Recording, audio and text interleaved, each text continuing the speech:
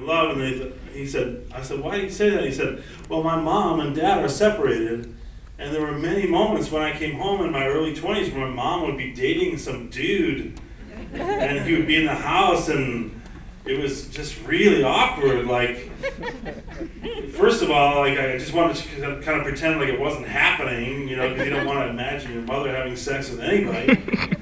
And secondly, I didn't know if the relationship was going to last, so should I be nice to the guy or just kind of, you know, just treat him like, I don't know what.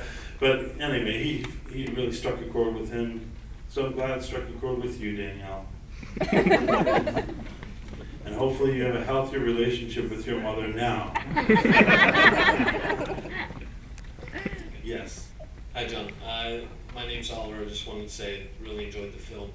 The question I had for you was if you and Marissa both really knew the lyrics to Human League, if that was a problem. Yeah, I have a weird human jukebox ability. Like, once a song gets in my head, it's there forever. And that song lodged in the third time I heard it.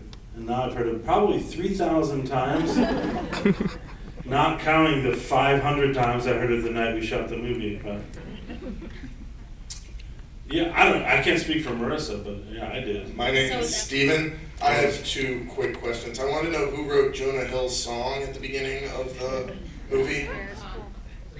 Okay, what's the second question? Where does this take place? I don't think I ever caught it. It takes place in LA, but we don't make a big deal about it. A lot of the scenes were shot on the east side of LA where Mark and Jay Duplass both live, in the Eagle Rock area, some of them in South Pasadena, that kind of area on the east side. And Mike Andrews wrote the music for Jonah Hill's song. Mike Andrews is a brilliant musician and songwriter who did the music for Donnie Darko, but also did all of the music for Walk Hard. He produced and wrote much of the music, and he's an amazing musician who's got a really cool band called the Gray Boy All Stars, if you ever get a chance to check them out.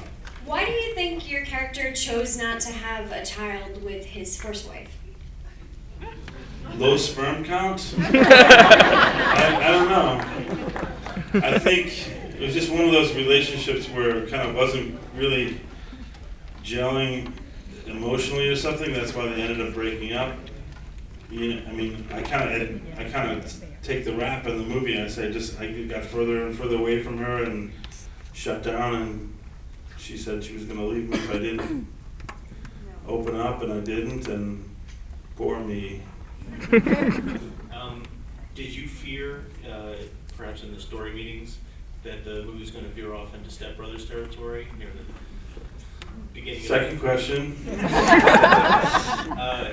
Paul F. Tompkins is an amazing impression of you. Do you feel Bullshit. The first question I'll say, there were no story meetings.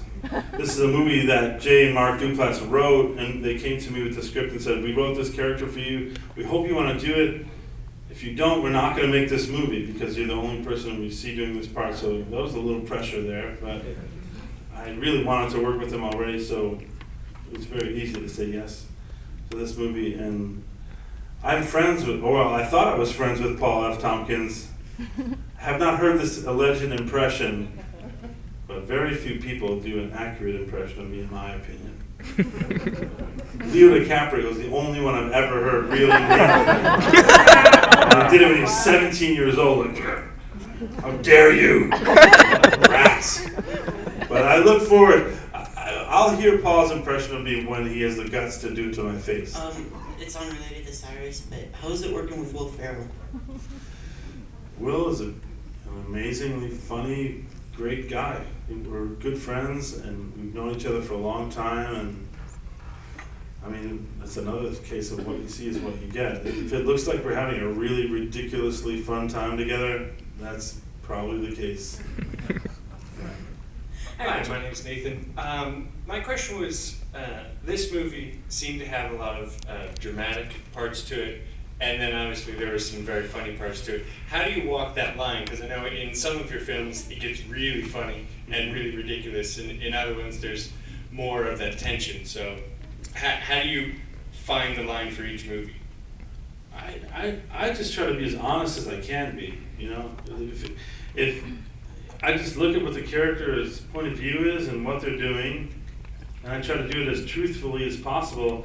And if the situation is ridiculous, then it's a comedy, you know? Like, and if it's not ridiculous, then it's a drama. I don't really worry too much about the category that it's in. You know, I just try to be truthful when I do it.